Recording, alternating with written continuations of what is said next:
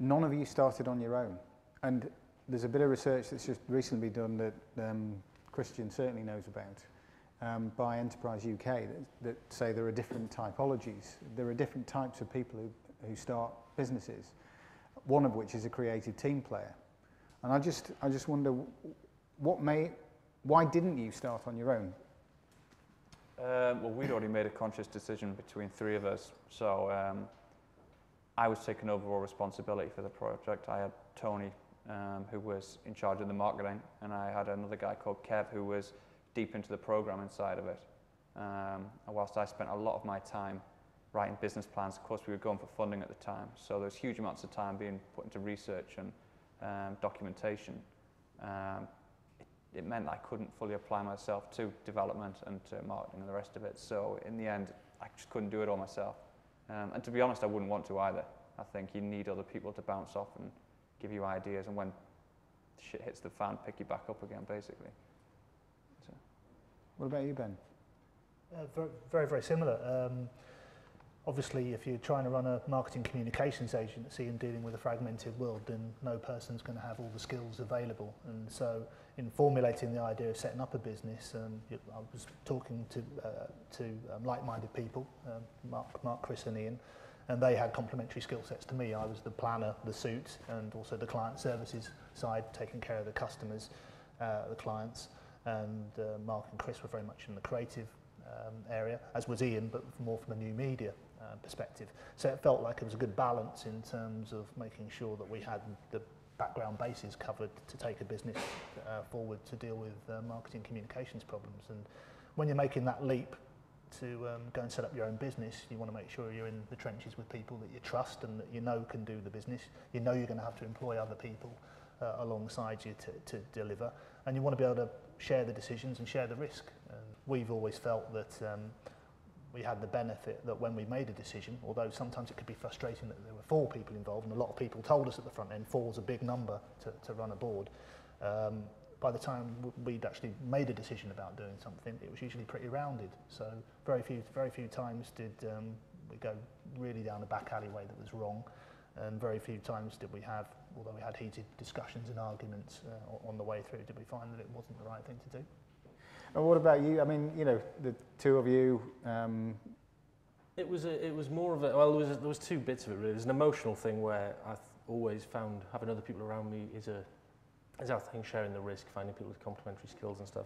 On a practical level, we were wanting to make films, so my background, the little work I had done was in production, sort of script writing and producing stuff, and Casper was a really experienced director. So it was a natural fit as a team to actually go out and deliver the product that we were selling anyway.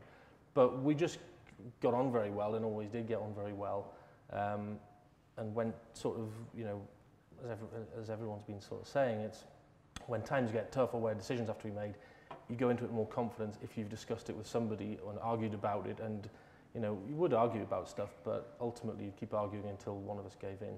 And if you've met Casper, it was usually me who gave in, to be honest. He didn't ever challenge you to a game of poker then? Or, he did, yeah, but this is the Casper, he was a professional poker player, and then he went off to do more of that stuff. But yeah, he taught me how to play poker, and then I beat him at poker one night, and that was pretty much the beginning of the end, I think, for that relationship. One of the things that this is where we start to get into the nitty gritty, because this is where we start to say, okay, who's out of you 3, which way is the better way to do it? I'm going to start with you, Ben, on this one, because integrated communications, we're going to do everything. What are the challenges that are faced when you go out and offer that to the marketplace, particularly over the last few years, where things, as you say, have become more and more fragmented? is that still? Do you still feel that that's the way to go? Absolutely. I think the model's truer now than ever because as budgets get squeezed more and more and more, you need to make sure that you're getting the maximum return on the level of investment you get. And it's a fact that if you combine the activities that you're doing together and expose people to a number of campaign elements, to a number of ways, channels to communication, then they work better than individual channels to communication. So that's very much borne out. And I think the challenges are that obviously integrated communications would mean everything from advertising, design consultancy, PR, obvious stuff like digital, all the way through to call centre management, word of mouth management, ambassadors, the whole bit. So trying to offer a truly integrated service is a very, very, very big area to cover, you're quite right. So we came up with a model where we've got a number of specialist services under one roof: advertising, design, digital, direct marketing. We don't do PR, for instance, but what we do is if a client was interested in an integrated service and if it was appropriate for them, then we bring other partners to the table or work with their partners that they already had in place. And clients like that because you're working in an outward-looking, forward-facing way for them. And Rob, you were saying that you don't do any design in-house. No.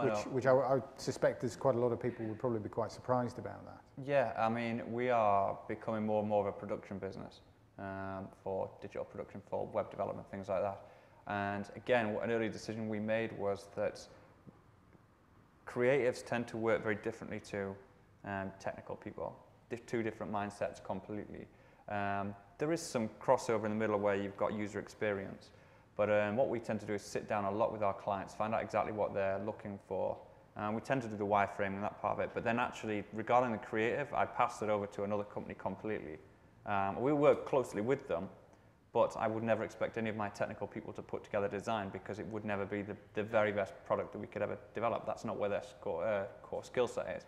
What I prefer to do is farm out design work specific to organisations that are focused entirely on that. And Sam, in your case, you've gone through the unusual experience of, being a very focused business,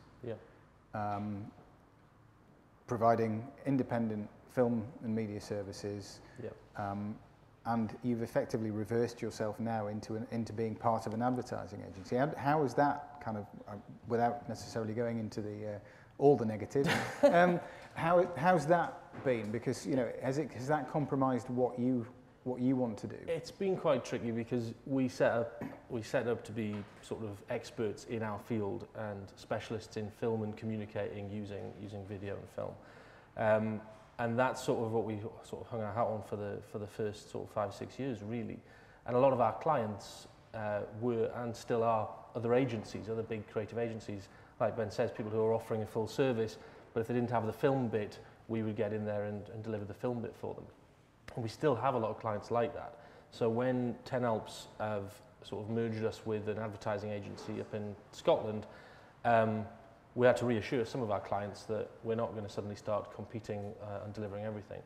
The bit that's the natural fit for us, actually, with what we do now as part of 10 Alps, is delivering the web TV platform as well as the content, because we found we're doing a lot of content, but to be honest, the market's changed, and you've got to react to that. There's a lot of film production companies who've set up in the last few years, a lot of people who can undercut us quite dramatically and will, and that's fine.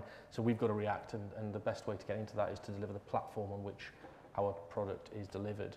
And so part of the 10 Alps Vision setup is a digital company out of Ireland who build web TV platforms, and also within 10 Alps we've got the team in London that are very experienced. They do sort of Teachers TV and the really big web TV platforms.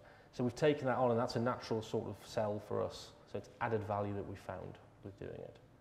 So it's not been too bad.